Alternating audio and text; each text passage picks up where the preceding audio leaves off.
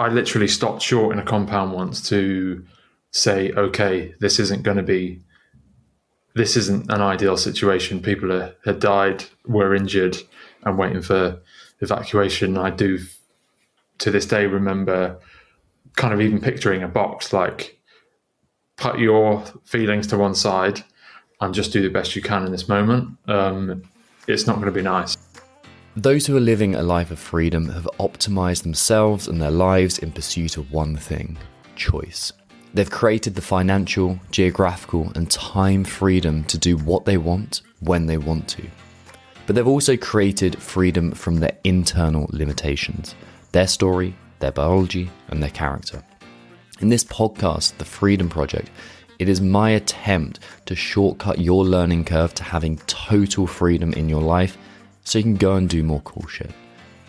I'm going to bring you deep dives into some of the most inspiring adventure athletes and business owners in the world. I'm also going to give you the key concepts of my coaching process to adventurepreneurs so you can start applying that to your life today. So here is another episode of The Freedom Project. Adventure comes to us in many different forms. For some of us, the mountains, the sea, or the sky reveals itself to us as our path. For others, our call to adventure is a literal call to arms. A signal reveals itself to us and whispers, "This is your journey. This is your gauntlet. The price of admission is mighty and the potential cost is your life." The adventure of a military career is rewarding in a way that civilians will only ever guess at. Camaraderie, danger, fulfilment, humour, and misery beyond anything the civilian world will ever offer. For James Malone, his deployment to Afghanistan in 2018 came with all of the above. He returned with the onset of PTSD, which morphed into alcoholism to cover the pain. For years, he turned away from the decision to confront his problems, but then he found a more authentic way of living, stopped drinking, and bought a camera with the money he saved.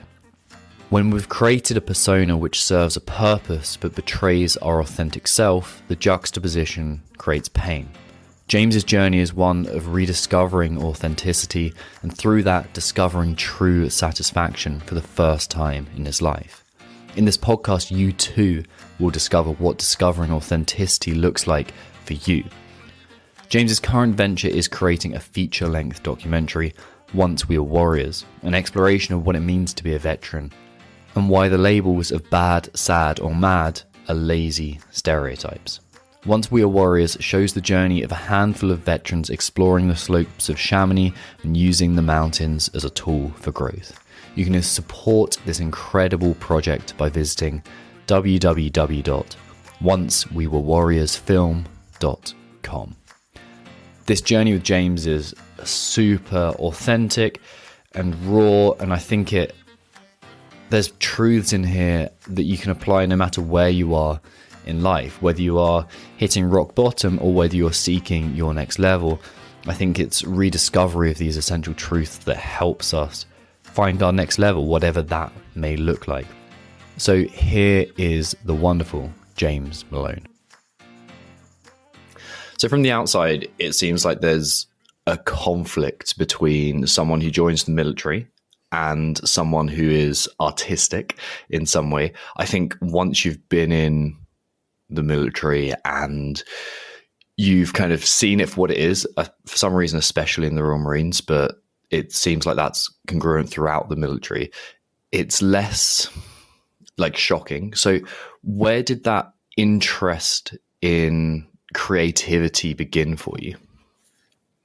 Well, yeah, great question. And I'd say I'd always kind of been, I'd always been into drawing and stuff. But in terms of, as like a young kid, I would rather spend time by myself doing that than anything else normally. But I suppose when I got into my teenage years and I studied art at school, I remember picking up we got asked to, draw portraits, but none of my family would sit. And I remember finding a book of portraits by a photographer called Don McCullen, who is a war correspondent photographer, basically. And there's if you just Google shell-shocked Marine, that photo will come up, and it's world famous, just a Vietnam Marine. I remember seeing that photo and it being like so powerful. and thumbing through that book and discovering like photography properly, really, besides like mountain bike magazines or whatever. Just kind of just seeing that and realizing like, wow, you can, there's a cliche picture, a picture paints 1,000 words kind of thing, but that really, really blew my mind. That What spoke to you about it, about that image in particular?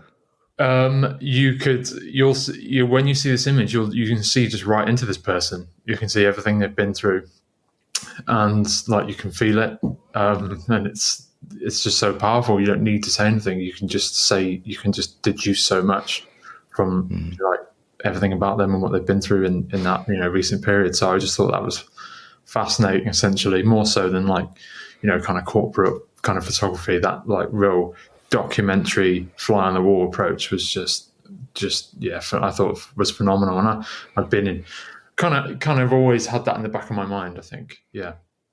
What were you like as a kid? Like if I was going to meet you, if I could go back in time and kind of meet you, what would I notice? Quiet, I think, reserved, probably quite emotional. I really wanted to avoid conflict at all costs. So, whereas my brother on the other side, on the other hand, was really wanting to meet people at the park, play football and stuff. Whereas I was like, I just saw that as trouble. So, and I don't know why. I honestly can tell you why, but yeah, I'm quite happy in my own world, I think. Yeah, so like I resonate with that completely. That's exactly how I was as a kid. I was like the kind of the shy kid, the one who wanted to keep himself to themselves, and then something comes along, like joining the military, and it seems like actually I'm not going to color your answer to that. Like, what was it that excited you about the military, or what was it that resonated in you? Well, I mean, it was more probably stubbornness and anger, really. I'd kind of been dissuaded. I'd had an offer to study art, and I wanted to go and do it. I got a place at like Plymouth College of Art and Design to do like a foundation degree, which would have led on to, potentially what I do now. But I kind of got advised against that, and I get it now. Like at the time, I was annoyed, but I think I was just like riding bikes and surfing and just like doing a bit of art. Do you know what I mean? Like not really dedicated. And the advice I got was like, yeah, don't do that. It won't be right for you. Not in so many words, kind of thing. But so I said to my dad, who had just left the Marines, that okay, then I'll join the Marines. And I think from his perspective, looking at how I'd been through school, which was pretty chilled out and not too dedicated about most things, a few subjects, but he kind of he understood from his 24 years of experience what it took. And he had sort of said, I don't think you'll be successful. But that kind of really lit a kind of rocket under my ass, so to speak. And I don't think he didn't mean it to be mean. He also understood that it was on the cusp of, this is post 2001, 9/11. So people were just... He saw where it was going. Yeah, and I'm his son, his youngest son. So he did not want me involved in that, but just had a different way of explaining it. So, yeah, I don't think there was like there wasn't a real passion, a straight up passion. But actually, now you bring it up, I do remember seeing my old man was a reconnaissance troop sergeant, and I remember he was in a book about the British forces, and there's a photo of him there climbing a frozen waterfall. And like my dad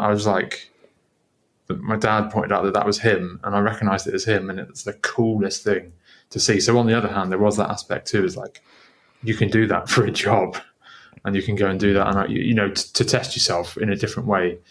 There was that allure of that, I suppose, because I'd never been that person. I'd done 10 tours and stuff, but to really, push yourself, I think that was a little bit of a draw. And you can reform your own idea and everyone else's idea of what they think you are. That's exactly what I saw it as. I saw it as an opportunity to kind of wipe the slate clean, and say, and for myself as much as anyone else, to say, actually, this is no longer who I am, and almost as a rite of passage. And I felt the difference as soon as I began like mentioning to people, like, this is what I'm planning on doing. I remember this one teacher who, again, like I think he had truly had my best interest at heart, but he said, "Oh, I don't think you know who Marines are. Like, I don't think you know that type of person, because if you did," and he was like, I think he's trying to protect me in a way, but there was something in it that was like, that's the gauntlet that I need to run. That's the challenge in front of me. Yeah, I feel like I can kind of like echo that sentiment as well. I think there was a level of protection there from those of my family, but I think for me it was, obviously really formative. And I once you get into training, I learned that you don't have to be that person all the time, and they put a really big emphasis on not being that person until you need to go, until you need to be. So you only had to be that character for specific amounts of times or tasks, and the rest of the time you could be whoever you wanted to be. And I felt like they welcomed your individuality and your personality and, your sense of humor or the way you see things. And that does lend itself to creativity as well. Yeah. And it's almost that image, like I found it partially as that image of someone who is this, like the archetypical Royal Marine that you look at and you go, like, that is what I want more of in me, and not that kind of not the identity that I've built into that point. I agree, mate. Yeah, I think went on a bit of a search for it and had a few tough times, definitely. But you do kind of, I guess, it does happen. It does start to click, and you do. Yeah, I do remember there was a stage in training where we got to about week 9, and I got very upset about where I was and didn't understand. I think that was me kind of breaking through. And it was like I didn't know whether to leave or to stay or what I was doing, and I was questioning lots of things. What do you mean by breaking through? Because I wasn't a bootneck, my dad was, and I was kind of like, I'm probably in a little bit of his shadow, to be honest, because lots of his colleagues and stuff were still knocking about Lympstone, and they let me know about it. And I think you kind of have to be your own man, and I was still a boy. I was 18, 19, so I kind of got to a stage, like I said, I was kind of upset. I didn't know what I was going to do, whether it was right for me. But actually, it's in simple terms, I was in a toilet cubicle having these thoughts, like a bit of space away from everyone in the 4.5 minutes you get off a day. And then I just remember the door getting kicked open, the main toilet door, and a corporal from training like shouting my name, like, "Malone, where are you?" I was like, "I'm in here." And he just like climbed over the toilet and started pelting me with toilet rolls. Like, he's like, "Get outside, we're going to the next detail or whatever." And that was it, over. I just like snapped out of it, and I was like, "Okay, well, I'm doing this now." Like they want me here. He's not telling me to leave. And then a few months after that, I do remember being able to picture what it would like to be, achieve those goals. And when that happened and I got there, it was as I imagined. So it was just, I don't know, I felt like I broke through. I could see the end. And how that might feel. And that like actualization of a dream and getting there was huge for me. The way I explain it to clients is almost like you have this really foggy image and it's really murky of like what you have your potential to be. And it's like somewhere off in the distance and you catch like a glimpse of it. It's like what was that? And then that's like the shiny object that makes you go like, okay, I'll pay some attention to that. I think the metaphor in the Bible is like Moses and the burning bush. It's like, oh, what was that glimmering thing in the distance? Yes. And it's like, oh, fuck, yeah, that's it. And then you get a glimpse and you walk towards it and you're like, where is it again? I'm lost. And then you like, as you step closer towards it, it like becomes higher resolution. And then you go, oh, this is how I appear now. Like that's a more accurate version of myself. Like massive side detour, but like what kept you in at that moment? Like when you're in the heads and you're like, I'm going to like, am I staying going? I'm a bit lost. Like what was really keeping you there? I kind of no plan B really. I think I didn't know, I could not picture myself knocking on the door at home. And I was picturing that, but I didn't know what I would say. I had no answer. Do you know what I mean? Like, can you imagine going home to your father is had a very good, long, successful career and was considered to be a very professional man, and knocking on his door and say, yeah, you were right, I quit and I couldn't do it. So there was a large part of that. And then I think there was a little part of just like, well, I'll just give it till tomorrow, tomorrow will be better kind of thing. So it wasn't better, but it's like, yeah, worse if anything. Yeah. I think just no plan B, mate. It was going back and going home and not being creative, be a bricklayer or something. Not that there's anything wrong with that, but it just wasn't for me. I just not you. Yeah, just not how I saw myself. So shame gets this really bad rap, but it has its purpose. And like, I was definitely kept in a few times by going like, oh, I'd just be so ashamed of going home and having that conversation. Yeah, shame. Yeah, you're right. It's exactly that. Just the shame of quitting and not seeing something through that I said I was committed to. So yeah. And that's probably the unveiling of the character that you wanted to find, of like, I want to be someone who doesn't quit. Yeah. And I know now that I have like this kind of inner monologue that is just, you must push, you must try, you must see how far you can go, and you must. It's a good friend of mine sort of said it's cleansing. Going to that dark place is cleansing, and when you get there and you reach the bottom of the barrel and you're scraping the sides for any kind of motivation and inspiration, you do whatever that thing is, whether it's housework or climbing a mountain, like, or DIY, then I don't know, you just can't. I feel like it's completing and cleansing, and I just feel better about myself. It's really simple for me in that sense. Yeah, I completely felt that before. Cleansing is a really nice way to frame it. You mentioned when we were doing a bit of going back and forth before this, an injury in training. Can you tell me about that? Yeah, bottom field, mate.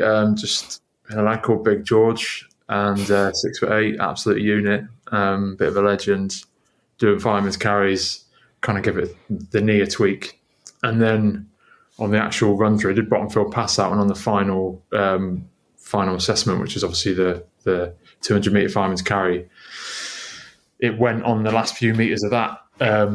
So it's basically like a collapsed arch and tears in the patella and stuff. So that actually led to like finding kind of small fractures in my shin and stuff, just wear and tear from training. And then I had whilst in there, when I was getting back to fitness in Hunter 2 Troop, which is where you do your physical rehab. We were in the field and I just went down with like a chest infection, like couldn't walk, basically couldn't carry a Bergen.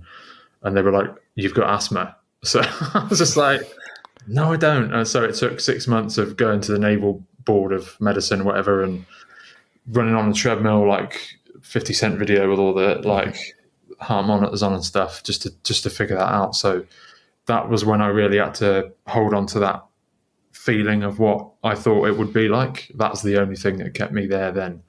I was just like, well, it's going to feel like this, and I know that'll feel good, and I'll be, if I can come through this, I can come through anything. So, because that kind of glimmer of hope on the horizon was barely visible when there was no, in training week to week, there's goals and you tick them off. But when you're injured, it's just like, like they're a lot harder to come by. So yeah. That's really tough. You almost expect the knee tweaks and you expect the fractures, and like you expect like my mate who fell off the death slide on the on Tarzan assault course to like break your scapula. Like you expect those things, but you don't expect that you've got asthma. And go figure that out. Yeah, and the trouble was, I had said, like, they were like, has anyone else in your family got asthma? And like, all the males in my family have asthma. I am the only one that doesn't. So it's just like, oh, it will probably be that. And I was like, well, I really pushed to, it go further up the chain. And thank God that kind of happens. But that was demoralizing, like I said, in terms of goals and hitting them. So you kept that glimpse of like, this is the type of person that I want to be at the forefront of your mind. How did that progress as you went through training? Like, where did you how did that lead you to passing out? So got back into training after 6 months. So I think I actually found it easier once my original troop had passed out and they weren't there, because I didn't see them every day. It was just not like a reminder. Like new goal. And like the old training team were actually really supportive of me. in training whenever they see me, which is really quite, cool and unique, I think. And I just, joined a new troop. They were great. It was really good. Like, they were really tight. It was hard to break into that, but they were a really good bunch, and they were accepting and just understood that I'd been waiting for 6 months to get through. So I think at that point I developed a lot of confidence. I'd been there a year, and I was like, I've stuck this out for a year. It's probably one of the longest things that I didn't have to stick out, that I did. So just keep at it. And we got to that pass out, and the best feeling of all time is, I remember, before we march on to King Squad, talking to the drill instructor, and I'd been there before in my mind, and it was him, or very similar to him, this person. He was familiar. Do you know what I mean? So that was an unbelievable feeling. Like, it was, I'd already been there. It was like passing out twice. Like, and I felt like this real deep sense in my bones at that moment that I belonged there and that I could do anything. And that is, and I mean that. I felt that in like the marrow. Like, I just felt like I could do anything, and I've never felt that before or since. So it was a pretty special feeling. It's so interesting. I just coach someone who initially failed. They call it CPC now. What was Potential Royal Marines course. So for listeners, it's I think 3 or 4 day course now that you go down. You just get thrashed for 3 or 4 days, and it's a pretty intense time. And he failed the initial one. Really good lad, but he had that like giving up mentality. He just like kind of he quit before he was ready to quit.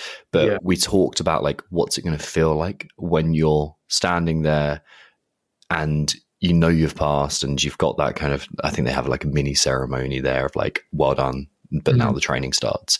And he mentioned that kind of feeling of like, oh, it feels like I've been here before. I've visualized this before, and it's that glimmer that keeps you moving forward. What happened to that when you finished training and you went on your next steps? Well, you go to a commando unit, or we went to a bit of driver training before, but you go to a commando unit, and I got there and everyone had the same colour hat as me. Do you know what I mean? Or beret, and I was like, actually, you realise that 14 months of training or whatever it was for me at that time was the minimum standard. Like, I had fought tooth and nail to get there, and I definitely wasn't in the top performing kind of group. And then you realize like, oh, this is the start of a career. That was the interview. Do you know what I mean? So there was that dawning realization, and also kind of being intimidated by just how professional everyone was. That was insane.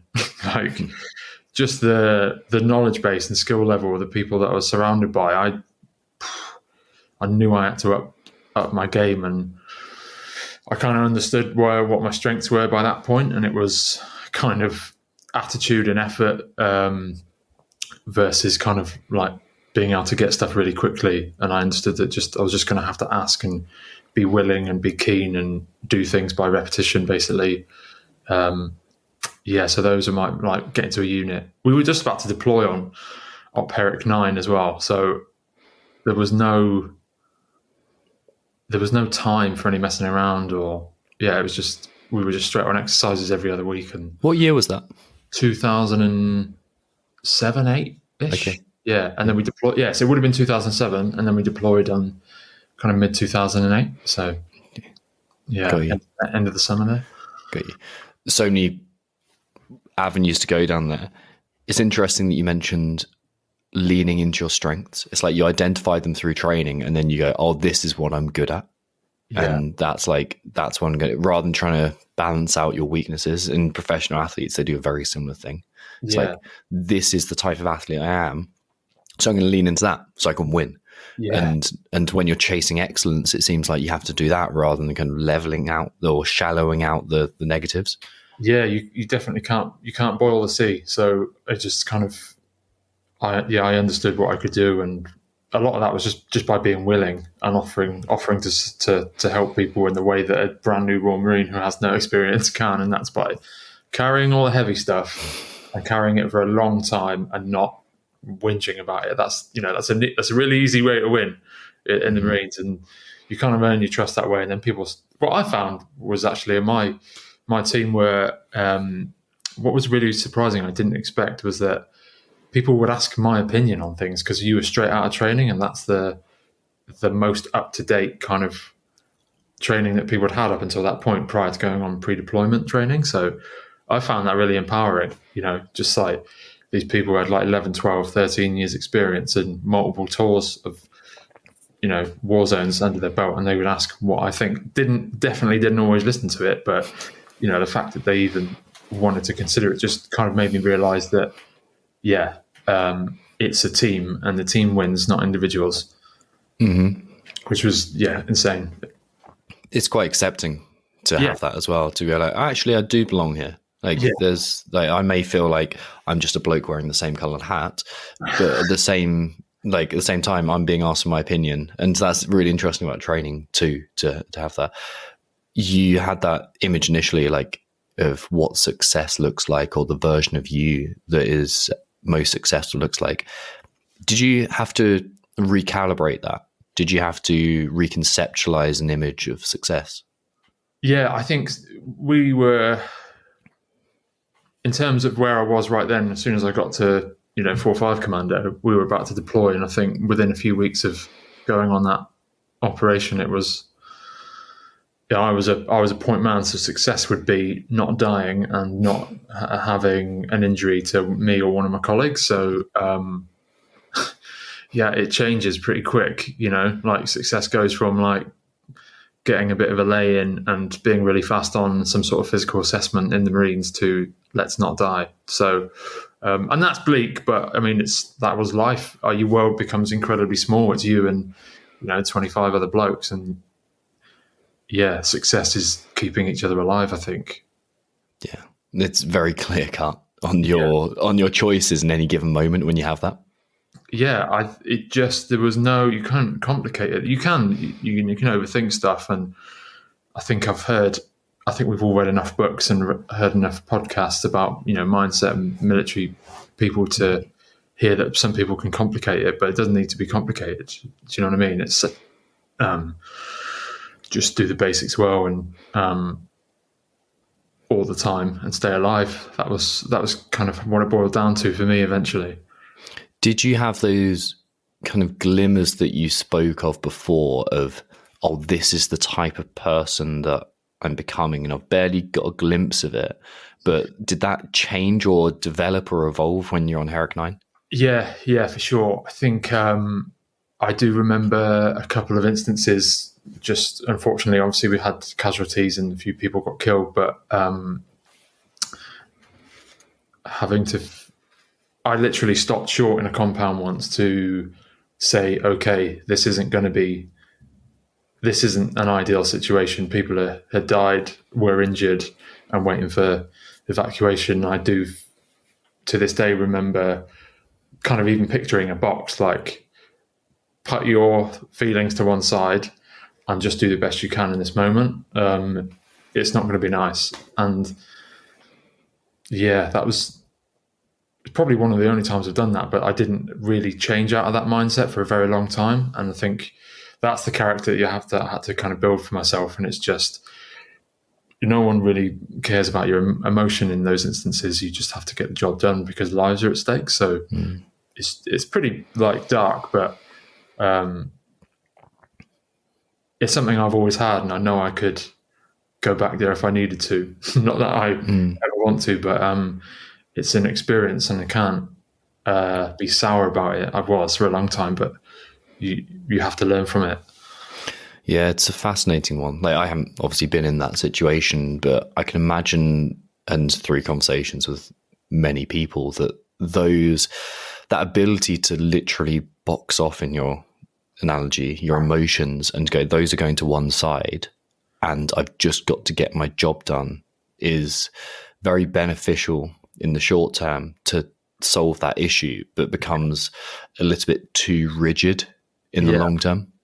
Yeah, I think this was on the cusp of what that led to was ultimately like my own kind of sort of professional downfall. I think just not being honest about kind of how I'd felt about that in at the time. And what was really difficult was I think people, they knew me, and I do remember like team commanders and stuff coming back from R&R, and lots of stuff had happened when they were away, and various personalities sort of coming to me and saying, "Hey, James, you've lost your mojo." That was like the word that people said, and I didn't know what they meant.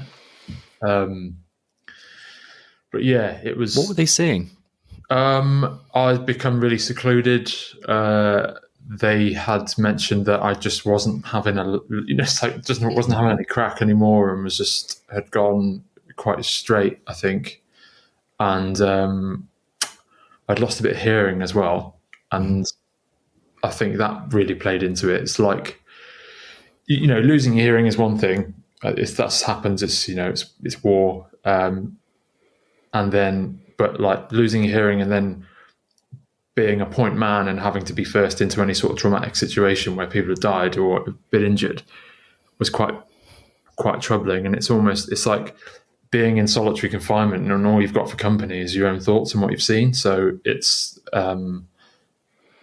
just on repeat, right? So I think they were saying that, but I obviously wasn't articulating it at all to anyone. So it fast became, I think it was just a bit of a concern, because if you're on the ground and you're kind of walking into compounds and you have to kick doors down and stuff, and getting into contacts fairly regularly like we were, then, or in my case, getting on your belt buckle and trying to, uncover quite large IEDs and roadside bombs, etc. I didn't have control over those new thoughts and feelings that were happening. They were really intrusive and invasive. So that is an obvious concern for your team. So, did you try, obviously, I'm trying to get an idea of what it's like to be you in that moment. Did you try and box those off? Did you realize these thoughts are another kind of unhelpful thought, or were they too pervasive and too strong? Yeah, I had no control over it. And I do remember it was embarrassing. Like I've gone from, like I said, marching at Olympiston, getting a green lid, and being like top of the world, and feeling in my bones that I could do absolutely anything, to all of a sudden just, washing my desert trousers after getting in a scrap or something, and then having this like sucker punch of what can only be described as like emotion and dread, and like welling up, and like they're not being attached to anything, just being like, what, like what's wrong with me? So yeah, that is really embarrassing. It was really embarrassing, and really, I just felt so out of control.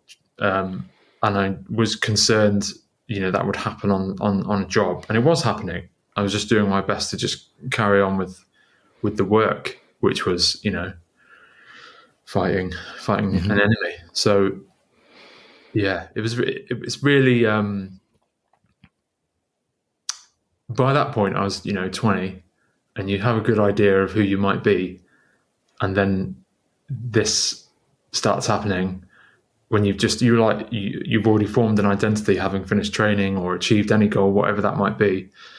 And then this is just coming out of nowhere and sort of stripping that down, kind of disassembling how you thought you might be. So yeah, it's really difficult. It's interesting that you said they're building an identity or something to those effects, because it's interesting to consider, was that your authentic identity, or was that like a persona that you've learned to portray or to kind of to play in that environment? Yeah, definitely a persona. They're just not naturally, I think, a confrontational person who enjoys conflict. There are people like that out there, and we need them, and I was surrounded by them in the Corps. And I wasn't. Simple as that. And I understood that you had to turn it on, and I know I could do that, and I know it was there, but Yeah, I think I'd constructed a persona exactly that, and I think maybe that's probably where a lot of the friction was, is because potentially people who do naturally have those kind of character attributes are better at dealing with that kind of thing. And I know that there's friends of mine who were next to me on lots of those occasions. Some of them do have trouble with it, and some of them just like, no, I don't ever think about it. It's not something that ever bothers me. Yeah, I almost view it as, on FIFA, you're rated on your passing between 0 or 1 and 100. It's like we've all got those attributes at some level. And like, I think I had a conversation with, if you know, Andy Torbett on this podcast. And we were talking, like I said, like the thing that I struggled with was switching on aggression, because I feel like my aggression is like very low, like level. Maybe it's a 10 out of 100 or something like that. And like I had to work to do that, and that's when you're building the persona and you've got like the core's values to aim at and the core ethos, and like this is who I'm becoming, like that's who they want, perfection, and you're just kind of nudging up towards that, but it's effort, and it's necessary to do the job. And like you can translate that to outside life too, and whatever like listeners are into, and like how they're spending their time. But eventually it recalibrates, and it has to kind of ease down to get you forward. Yeah, I think I can particularly remember a few instances where you have to like go into that zone and try and build your sort of aggression score, if you like. And I can think of, let's say, for example, one of the very early contacts we got into, large open ground, and then it's just like, because I was point man, I had the least amount of kit because I was the most likely to get injured. So it was like easier for Kazivac, but I was also lighter and could run faster. So it was like, James, can you run across this open field and just check there's no one in those compounds that we've just been fired from? And just thinking like, hold on. and just having to make that decision, like, okay, now it's time to engage like the shiny card. Yeah, like that's the secret weapon. We need to boost to 100 and get across that. But I think the trouble comes when that actually you don't ever get any come down from that, because when that finishes, you go back to the fob, and then the fob gets attacked, or it gets hit with a rocket, or something happens out on the ground, you crashed out again, and then this happens for 7 days, and then it's 21 days, and then it's 4 months, and then there's no let up apart from when it's supposed to be over, which it never really is. And sure, you have a tactical debrief, but do you have an emotional debrief? Like, and it's not like you can see why. Like, you can't imagine the military be very functional if they just went, right, let's stop the war, everyone, for 3 hours. Yeah, and we'll all have a chat and like get a therapist in, and we'll all have a chat about it. Yeah, I mean, actually, I think that it was very early on then that they had trained a few of the lads to do what's called like trim. I think it's basically trauma management, basically. And it was Smudge from Newcastle was going to be trauma manager. Do you know what I mean? And like Smudge was a lot of the reason for your trauma. Do you know what I mean? But no one knew like the modern man, I suppose, going into a war zone, how that would affect them. And they had like in theatre, I remember they flew someone out after a particularly bad event and spoke to a few of us, and just it was more of a look out for one another, and they were encouraging us to speak to each other, but it was very embryonic. Do you know what I mean? So do you have the skill set to do that? Absolutely not. You just like, it's all very well and good talking about your emotions, but tomorrow we got to go back there and kick everyone's doors in. So like, I don't really want to calm down because I need to. It's me being amped up might save my life or my friend's life. So yeah, it's maybe a cliche to say that, but it's true. That's how I felt. Just a quick favour to ask. If you love the show and you think it may help someone else in the world, then head to wherever you listen to The Freedom Project and leave a 5-star review, and maybe even share it with some friends. It really does help me, and it helps the show too. I can continue to get fantastic guests on the show, it reaches more people, and it makes me feel great too. So I would be enormously grateful if you could leave a 5-star review and share any episodes of the podcast that you love. Well, you think about it from a nervous system perspective. It's like, you can be in your literal fight or flight mode, and full aggression switched on, or you can be in your rest and digest, and where you are more open to social engagement with people and more like creative, I suppose, to be useful, but like not the down regulation and the, the wanting to kind of to rest. Like that's not going to be useful in that situation. So you've got to be. Yeah, exactly. I think the only time I can really remember relaxing out there was maybe, we made a bit of a gym in one of the compounds, and it was never relaxing. It was, you were just getting amped up again because you had so much it's like bracing for a car accident the whole time. That's how it felt, or if you play rugby, just that strong base and tensing, you felt like that. Oh, I've certainly felt like that the whole time. Yeah. So what was it like getting back from Herrick 9? Yeah, an experience, I think. And I feel like I've been coming back from there for about a decade. So it's, a couple of key points would be you go to Cyprus and you have 24 hours decompression. Because yeah, plenty. We all know after 6-7 months in contact, 24 hours and 4 cans of Foster's will sort you right out. But I mean, I can only imagine how bad it would have been if they'd let us out, without that, because there was a lot of steam blown off that night. And you put aside, when you're on operations, you put aside all your disagreements with everyone else for the goal, which is, survival and carrying out your mission or whatever that might be, or, winning hearts and minds, let's say. And nothing gets in the way of that, nothing. So, yeah, I guess you blow off a lot of steam when you get back and ultimately drink a lot of alcohol, but it's never for the right reasons. I do remember, the second night we were back, crossing the road with my friend Jack in Arbroath, and someone shutting up shop, like a newsagent's pulling down the front of the shop. And it just sounded like a PKM, which is like a weapon system the Taliban were using. And we knew we were in Arbroath, but I just remember almost kind of like the world tilting, and me and Jack just didn't even dive. It was just like a fall head first into the middle of the road in Arbroath, and just some taxi driver just being like, "You boys all right?" And we were just like, "Yeah."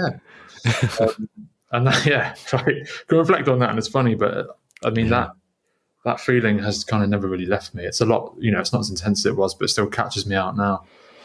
Yeah. It sounds incredibly intense. And you think about that R&R on the way back, and it's like I suppose in some way, I was comparing it in my mind to what that would have been like in Second World War. Like, you get maybe a very long march and drive back to the coast, and then get in the ship or wait for the ship for a few days, and you get in the ship and go back. Or if you're in the US military, you get a really long journey back, and so you have that decompression. But then to be back in the UK within 48 hours, that's incredible with a hangover. Yeah, the worst hangover all the time. But, like for example, the guys in the Falklands, there's some evidence and arguments out there that their sail back from the Atlantic, the Falkland Islands themselves to the UK, was helped a number of those veterans and those service people chat and deal and blow off steam and crack fears or whatever it was. Not that it solved, absolutely everything, but it did help. And I certainly felt like, it's just a really difficult transition, but you see life a different way, and it's almost like it's not quite a bird's eye view, but I don't know. It just felt like it really, I can say a different perspective, but it felt really physical. That's the only kind of way I can really describe it, and it was more withdrawn for sure. I don't want to play psychologist on this at all. It seems like dissociation, though, like when you're separated from the experience and you take a step back, and that's a classic thing of being in that sympathetic state, that fight or flight state. Yeah, and if you that's exactly how I had to manage. If you think back to earlier in the conversation when I was like, right, you need to box all this away now and just go and do your job, and that's exactly what it was. It's the only way I could do it without becoming overly fearful or emotional, or finding things incredibly difficult. So. Yeah. And it was the perfect response in that moment. Like you had to. Like it was in terms of solving the problem you were facing, it was exactly what you needed to do. And you can kind of thank your body and your previous experience and yourself for doing that, because it got you out of that, and kind of kept you acting how you needed to. You mentioned in previous like kind of chats that you said you had your fill at that point. Like, was that at that point, or was it in the months, years after? In the years after, a couple of years after, essentially, I left 4-5 Commando, got drafted elsewhere in Scotland, and that was I was beginning to show early signs of kind of PTSD, not kind of PTSD, and I was kind of in units that were best placed to help manage that, but that was very difficult. So I just decided to basically pretended everything was okay. It's like, no, I'm okay now. I want to go back to that persona that I had learned to build, and then got drafted to 4-2 Commando after doing a weapons course and being around that atmosphere again, and everyone beating up a lot of young lads who hadn't had any operational experience, all very excited. And obviously, I'd seen behind the curtain, so I did not cope with that well, and I just was not up for it. And you have to be absolutely up for it. You have to really want to go and do that. And I just think, based on my experience that I'd had, I was just in no. It wouldn't have been right. There was people there that wanted to go and weren't going, and I had their spot. Do you know what I mean? And eventually, what happened was, I'd been kind of drinking a lot, hammering that kind of self-medication, self-harm, essentially. And my seniors had sort of said, like, what are your plans? And I was planning to leave. So they said, well, you don't need to go and do this. You don't need to do this. You've done a tour. We know what that tour was like. So if you want, you can just basically move to kind of rear echelon company or base company, and I just saw out my time basically for the remaining sort of 12 months. And I'm not gonna say that the worst would have happened had I gone, but the team I was in got hit, and a couple of guys were lost, and there was a lot of casualties. So I'm not going to say I'm glad that I didn't go, but things happen for a reason, and it wouldn't have been good for me to go and do that tour, and I probably would have, at least mentally, my mental health would have taken a real hard hit. So yeah, that's kind of where I'm at. You hear a lot about the military being so like pig-headed with, you've got to just, there's no room for your emotions. You've got to just crack on. But it seems to me like the senior lads there were very understanding and emotionally aware. Yeah, it was actually, on reflection, that's absolutely phenomenal. And people have spoken about that since. Like, I don't know of any other instances that that's happened. And it was my, it was my sergeant major and the company commander who were very, very, very understanding, emotionally intelligent, and aware of. They're just good leaders, Like, what do you do when you have gaps in your own skill set? You find the right people that do, to make up for it, or you move people around to make sure that the goals ticked off or completed, and you have mission success. And that's essentially what they were doing. I would have been a liability, I think, out there, or worse. So yeah, it's just great leadership, I think. Yeah, best for you and best for the mission too. Yeah, for sure. Perfect. So what was in that situation, the military must have provided you with a sense of security in the known and stability, and this is how I act in this environment. So the decision to leave must have been a big one for you.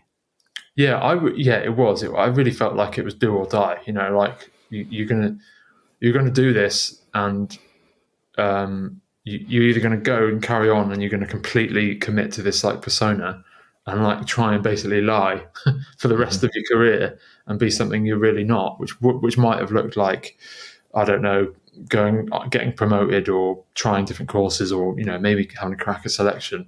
But I would have been worked out, because I would have just been so fatigued from trying to keep up with this idea of who I thought I was, and ultimately unhappy. So and at the time, yeah, I just made the decision to leave and got into. Everyone was doing security contracting at the time because a lot of lads had operational experience, and it was better money than I was on in the military, which is not phenomenally well paid. So yeah, I just kind of took a leap at that, and it was that decision. I was like, well, I was 22 or 23 at the time. I felt like I was 48 years old. Yeah, a lot of life experience. Yeah, I wanted something different, and getting into private security kind of offered me that, and it was a bit more of an adventure that was essentially safer. I wasn't gonna stand on an IED, and I was going to get paid a bit more for whatever I did do. So, yeah. So where did you head off doing private security? All around Africa. It was all started off just doing quite basic maritime security, sort of stopping piracy attacks in like the Middle East and North Africa. And then the mainstay of my work was in West Africa. So just kind of, you were like the middlemen between the Nigerian Navy and oil clients and like survey ships. So we'd facilitate a security package, and yeah, we weren't armed because you're in Nigerian kind of waters, and you let them deal with that because it's their country. So we would basically advise and consult on kind of best methods of operation to prevent piracy, and I did that for 3.5 years. I had a mate in the office who used to lash me up with a good job, so a couple of trips to the Seychelles and Mauritius and stuff like that. Not bad. Yeah, it was all right. It was good. Yeah, it was. Were you still taking photos then, or would you start taking photos then? So actually, I'd taken a couple of pictures in Afghan, which I look back at now and I'm like, oh, the composition's not bad, and I definitely knew that even then that I like get the best camera you can for the wages you're on, because you'll get a nice image, because this is a once in a lifetime experience. So I was taking photos then, and then during maritime security, I would just use the camera you'd have in your security kit and take photos for whatever reason, whether it was just like nice light or an interesting face, or just and send them in emails back to the office, and they'd get used in the website or something. And so it was very early doors kind of thing, and you were just in really interesting places, so you should document it. That's what's taking photos in Afghan like. Yeah, you can't exactly bash out the camera mid-contact, although I wish, because they'd very occasionally they'd send out like military media teams, which would be there on some really low-level patrolling. But if we were ever doing training or you pick up on atmospherics and when it's kind of safe. So like you would just see amazing mountains and sunrises and incredible characters. And I got one of my favourite photos is a local kid pointed out an IED to me, which I was going to stand on.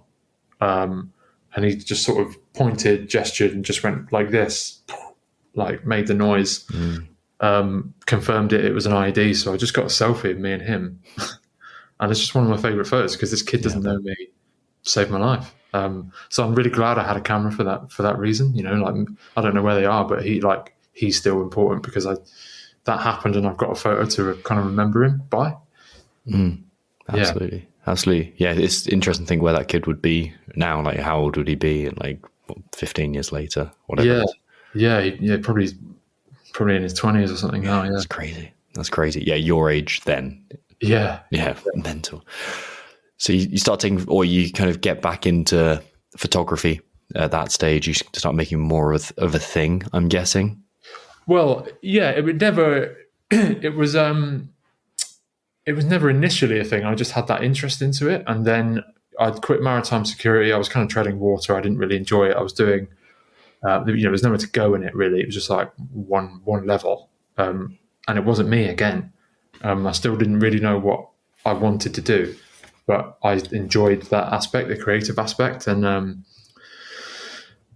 I still kind of mugged it off and went and did rope access, which was, climbing mountain, doing geo-stabilization. I was in New Zealand, the mines, gold mines in Australia, like oil rigs in New Zealand, and earthquake kind of disaster relief.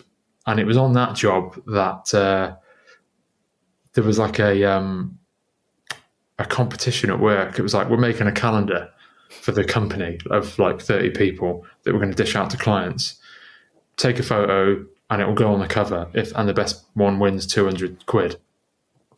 I entered a photo that I took on my phone, and then the company that printed that photo for the office, or made the stationery, some guy was like, "Oh, a friend of mine works at New Zealand Post, or like the New Zealand Mail. I think they'd like this photo for whatever reason."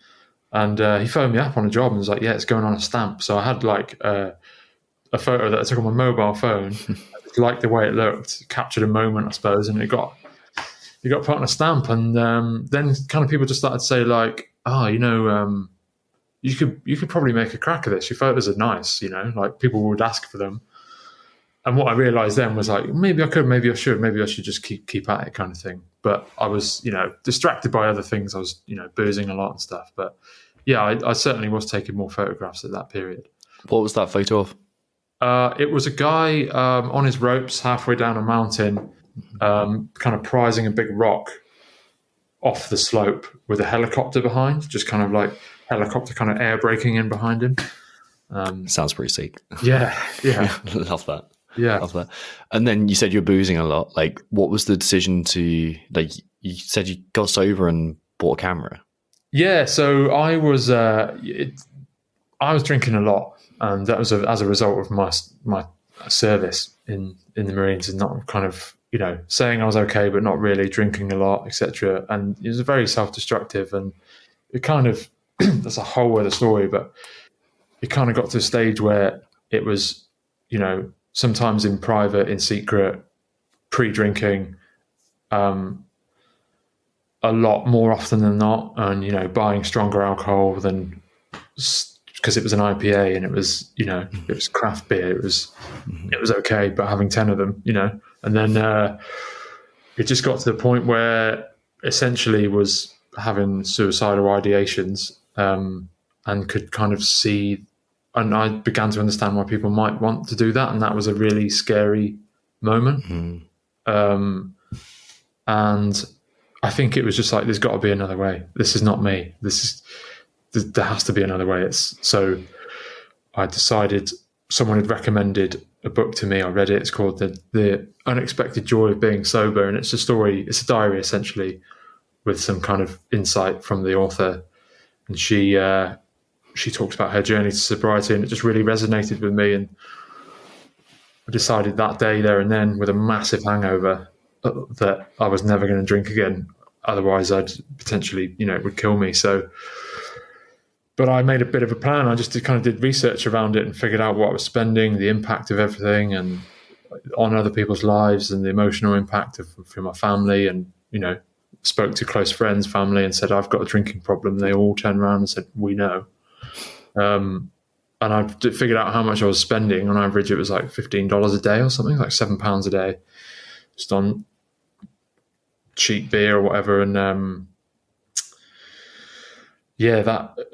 was it £15 a day, on beer. So I basically decided, right, I'm going to figure out what the average is that I spend every month, and after 3 months sober, whatever I've got, I'm going to spend that on a nice camera, and I'm going to pour my energy into that. And that just snowballed. And then got 6 months sober, bought some more camera equipment, and being a photographer is definitely more expensive than being an alcoholic. That's kind of it kind of snowballed from there. It's interesting that you have those like two, coming back to the same idea as earlier. You have that glimmer of like, this is who I want to be, like the fleeting glimpse, to use the Pink Floyd term, and then you have also that glimmer of, this is who I could become if I really fuck up, and I keep making these poor decisions. And I don't know about you in that scenario, but I can almost see that as an appeal as well, to become the worst version of myself. There's like a safety in it, or like a predictability, or like a kind of warmness with it. Whereas it's very confrontational and difficult to go, this is the type of person I actually do want to become. Yeah, you're right in the fact that it's familiar when you just basically getting on the sesh all the time, and easy being that person, thinking everyone thinks you are. Yeah, James likes to booze. That's James, And it's a lot more difficult to face up to your kind of demons, and because you haven't been down that path. And that's the key thing, is it's a path, it's not a road. It's like it winds and it's unstable and you don't know kind of where it goes sometimes. It's not a direct route. So to face up to that and take it slow is really, really difficult. And it was tough, but I had already built up kind of 10 years of experience of what it was like to be me on the piss. So I was almost, I was bored of that, and it was, I think, going to be fatal. So, and I wanted to see what else I could do. I think I didn't know, that wasn't proven ground. So, and it was always an itch I'd wanted to scratch, and people would finally give me some feedback on this other thing, like, oh, it's good, like maybe you could be professional. So yeah, I think just there was a podcast, and someone in that explained the story about burning the ships, essentially, and it's like, it's about, these, when the Spanish conquered South America, and the fleet commander basically went over there with the most modern navy ever, and they got everyone ashore, and they all kind of, army sort of said, this is a boiled down version, but the army had said, what now? And their leader said, we're going to burn the ships, sink everything. We're not leaving. And when we do leave, it's going to be in their ships. So it's like, leave. I didn't want to give myself that plan B again. It's like, no, this is what you do now. There's no going back here. You people say don't burn your bridges, but sometimes it can be good. Yeah, absolutely. You don't have a way back in. Yeah. Also, it feels there's a different quality to the kind of actions, and a different experience to that moment where you go, okay, I'm going to vote for the person I don't want to become. Yeah. I'm going to have a few beers. Or there's a different kind of experience, like for you, I'm taking photos. Like, yeah, I'm performing that work. Like, what's the quality difference, like, or qualitative difference of that? Sorry, say that. So it's like like, what's the experience like for you when you're taking photos, when you can see yourself moving down that path? Yeah, I mean, there's no limit to your potential in that. There's no limit. People say, like, you really fulfilled your potential. That's bollocks. Like, there's no limit to that. Like, because it's so dynamic and it changes all the time, and your interests and the flavor of things changes, right? So for me, it's almost like you're trying to capture like stardust. It sounds so cliche, but you can't bottle it. You know what I mean? You get a feeling from it that's really difficult to describe, and only I know what that is. And I understand now that it's a really nice path, because there's no arrival. Like, you win, what's the highest accolade you could win in, like, the creative industry? It's an Oscar. But then, you win that, you'd probably be like, well, 2 would be nice, or 2 in a different category, or 1 in a different category. It's limitless. So, and I accept that. And that's the best thing about it. It just teaches you to be patient and be persistent and repeat. You just, it's like fishing, like, you prepare all your stuff, you go, but sometimes you don't get anything, but other times you just get an absolute whopper, and it makes you feel amazing. So yeah. And I suppose there's that satisfaction in the process and fulfillment in the act itself. Yeah. You can come back to stuff that you do and make, and have a new appreciation for it as well. So it's kind of unending and limitless. So you learn skills, and you go and you walk around. Like, I walk around the same areas over and over again, and then stuff reveals itself, and it's pleasing to me, and that's okay. And that's all I want, and you need to do that. Sometimes I take my camera with me everywhere, and it's always turned on, and because I want to be ready.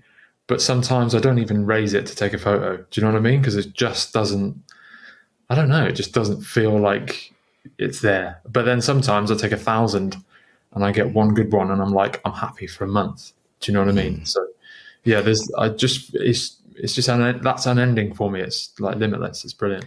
The thing that strikes me about photography is you've got to learn to notice things, and you've got to learn to observe, and that must pull you out of your hyper narrow focus and literally broaden your horizons and see more of what's happening. Have you heard that phrase, to to paint is to see. So it's like learning to paint. It's like learn to see for the first time. It's like you see things in a different light because like, oh, like it's not, this table isn't just brown. There's blacks in there and lighter browns and dark browns and some reds. And it's like you see things differently. Exactly that. And like, I'll look at a scene or so often, what has happened to me a few occasions is I've imagined a place and a scene and wouldn't it be good if this happened? And then I've found that place, but then the moment hasn't happened, but now I know that place exists, so I'll keep going there, and then I'll just wait for this perfect moment. And then sometimes there's a million that haven't happened, but there's one or two that have happened, and you're like, it was like I thought it would be. That's and it's insane. Same as standing there getting a green lid and going like, I've seen this before. Like this might be something that gets pulled out of the podcast, we'll see. I did this psychedelic ceremony a few years back, did ayahuasca and then San Pedro, which is a kind of cactus. And I had this vision of this like perfectly like matte green landscape that you see in the UK, and this long valley with a river like winding between it. And it really stuck with me. I'm not really sure why, but like that image, it was so like visceral. I was like, fuck man, that's like so poignant for some reason.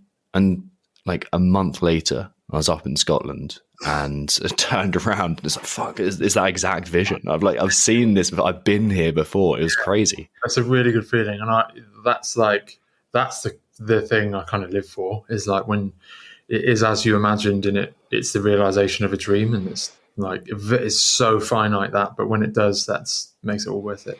Yeah. So how do you move from that place of just starting photography, and I'm guessing videography starts around the same time? Like, how do you move from that to where you eventually have moved to now?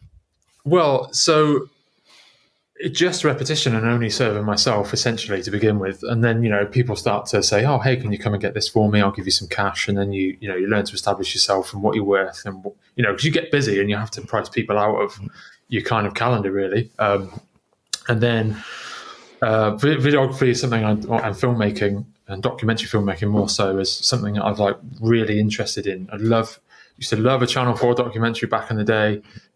Whatever it was, certainly a lot of history ones, etc. All the ones about, the world at war, that kind of stuff, like incredible. But then through the Royal Marines Association and the Royal Marines Charity helped me out with some therapy for like treatment of trauma. This is 4 years ago, 4 years ago. And as a result, I was then put into a pool of people that might benefit from essentially some time away. So they paid for a ski trip of people who are injured or having certain issues or problems, and they just kind of sent me to Chamonix for a week skiing, which is the only time I feel like I benefited. Like there's all these people in the Marines that used to go on these trips to America and stuff, and I was not one of those people. But I left and they put me on one. But when I got there, I actually found it really difficult at like rocking up to the airport. I hadn't really hung around with ex-Marines or Marines for about a decade. I'd actively avoided it, besides 2 or 3 people. And I had massive amounts of anxiety, and I got to the airport, met these people, and actually it was like, it's quite an emotional time. I felt back in the fold, back in the group. But everyone around me was physically injured, and I felt kind of like I didn't belong there.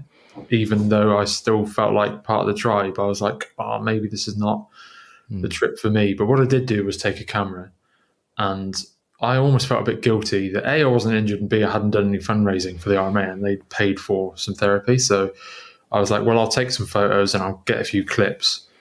And what actually that turned into was like a 3-minute kind of short film, which they used aspects of. And that was empowering, and it gave me the confidence to be professional, essentially, because they saw benefit in it and they saw value in it. Fast forward a year later, I got invited on another trip, but this time for longer, with the proviso that I would kind of take all my new skills and equipment and make something a bit more deliberate. And I just spent I mean, we had 3 really good snow days, so I definitely didn't do any filming for that. I just enjoyed the power day. You know how it is, no friends on a power day. But I yeah, I basically spent 11 days kind of come up with a story, and the lads there were good enough to let me film them, and that turned into a short documentary called Finding an Edge, which I gave to the IMA, and they've used in their fundraising, etc. But what that was really good for was kind of understanding where I wanted to be as a filmmaker, and also highlighting a few issues around kind of veteran support and kind of wellness and well-being. Yeah, that's kind of led to the development of a longer form documentary, which we're going through now. Yeah, there's so many directions we could go in here. Yeah. And I think one thing that's important to just quickly touch on is what a veteran actually is. And I did a little bit of Googling before this, because I was like, I don't think I actually know what qualifies, because it seems like in society, and maybe it's your own personal standards, because there's always someone above you.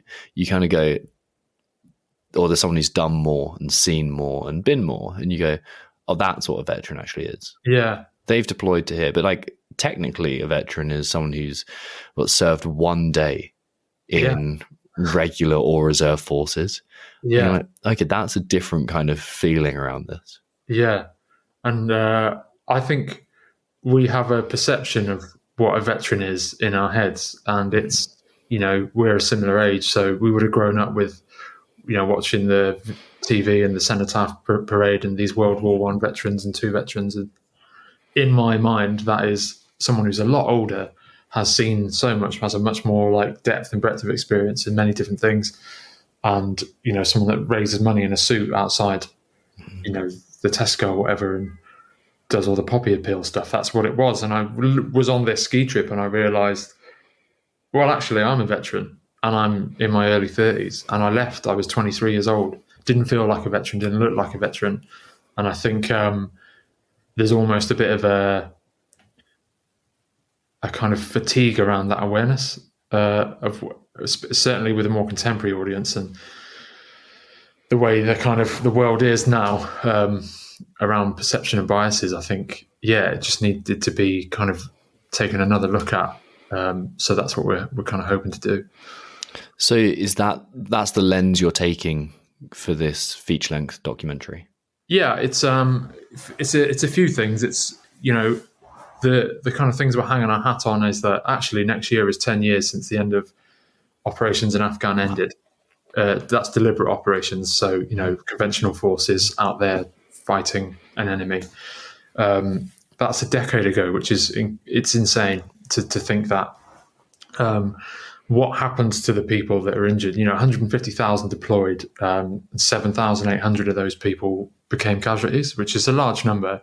And like nearly 500 got killed. So, but what we want to look at is,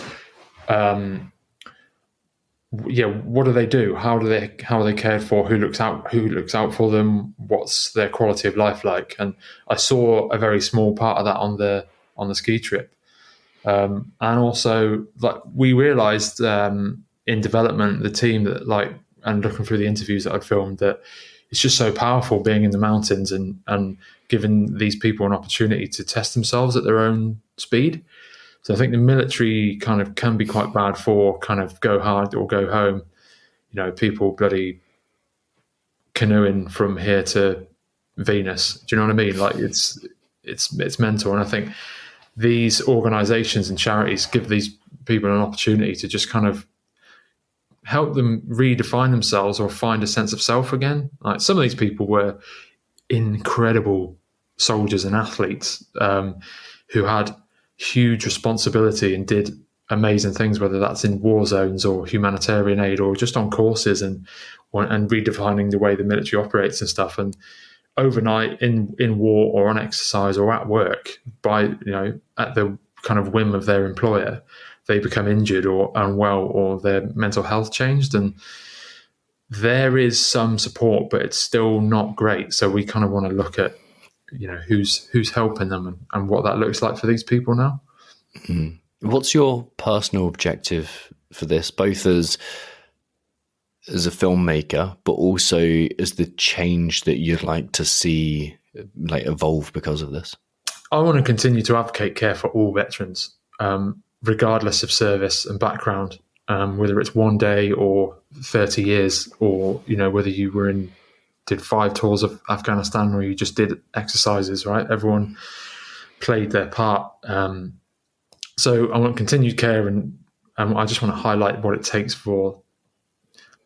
to help a service person transition into civilian life, and highlight.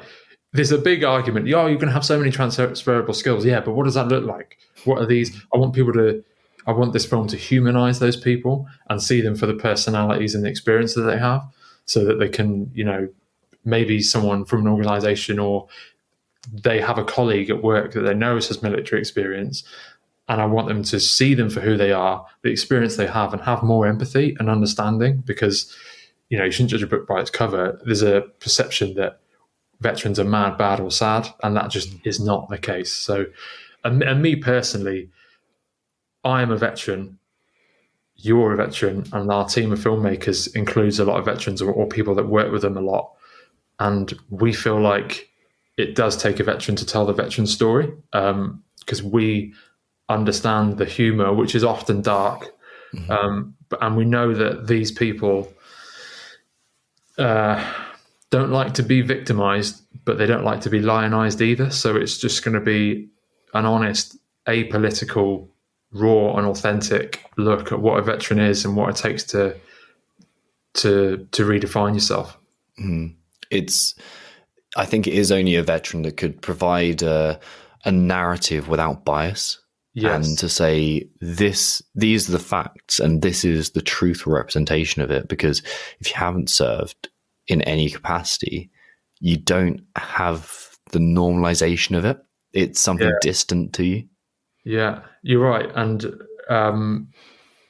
it's quite hard for people to get around, but I think, or get their heads around. So I think just because we have that perspective, and I have my experience and own personal journey, and I'm trying to chase that feeling I spoke about with the kind of photography aspect, I think we can capture that. And because it's us making it, we also, in terms of like storytelling and rapport, those barriers are removed. We're not, you know, Sky TV coming in, or production house from Netflix or whatever. We are the lads. Like, I'm there.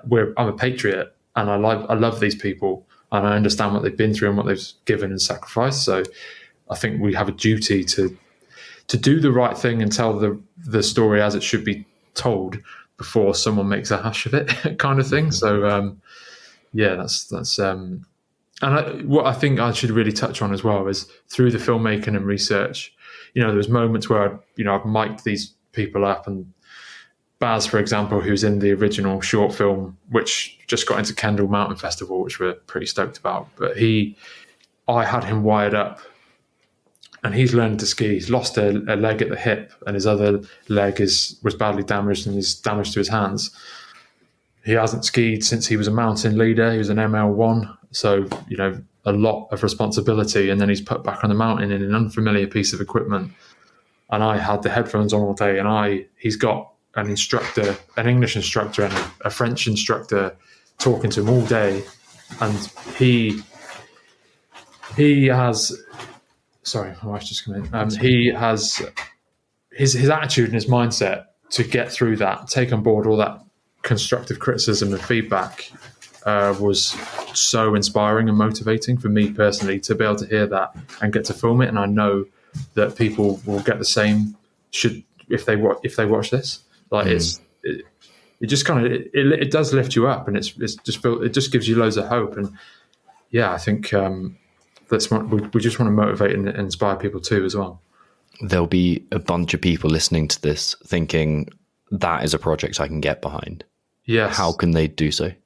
Well, we're obviously on social media, and we have a website, so you can follow at Once We Are Warriors Film on Instagram. It's on TikTok and Twitter as well, or you can search for us on Indiegogo, Once We Are Warriors Film, and also the website, which is www.oncewearewarriorsfilm.com. And there's the teaser trailer in there, which is like Charles, our director of photography, cut for using some original footage, some helmet cam footage, and it's like tingling, and quite an emotional piece. And you can back the film and get involved by you can make a donation, or you can get like a physical T-shirt and back the film too, and like feel a part of it. You can also become a co-producer on it as well if you want to make a larger donation, or your company wants to sponsor it. So yeah, it's we're at just over 10 grand in funding now. There's quite a lot more to go, but we can essentially just about get to France and get the cameras on now with that budget. But to make it a real showpiece and get it to television or a streaming service, it'll take a bit more. Yeah, fantastic, man. Well, let's do it. Let's make a difference. I'm stoked to see this come to fruition and the journey that it goes on. Yeah, thanks, mate. Thanks for chatting with me about it. My absolute pleasure. And where can people find you and follow your work? I'm Palpa Films, so PALPA Films on Instagram, or the website is just palpafilms.com. So just if you've got any questions as well, just reach out to me on there, and I'm more than happy to chat with people about it. Legend. Thank you so much. No worries, Tom. Cheers. Join us on a powerful journey with Once We Were Warriors, a documentary that transcends boundaries and speaks to the souls of our veterans. We need your support to turn this vision into a reality. Once We Were Warriors reveals the path to recovery for injured Royal Marines commandos in the French Alps. Produced by former servicemen, it offers the most authentic storytelling. This documentary dives deep into the lives of those who have served, challenging stereotypes and advocating for veterans' care as we approach a decade since the end of combat operations in Afghanistan. But to make this vision a reality, we need your support and your funding. Support us on a crowdfunding campaign at www.oncewewerewarriorsfilm.com to help us make this documentary a reality and give a voice to those who have sacrificed so much. Join us in making a difference. Together, we can rewrite the narrative for our veterans. Once more, that link is www.oncewewewarriorsfilm.com.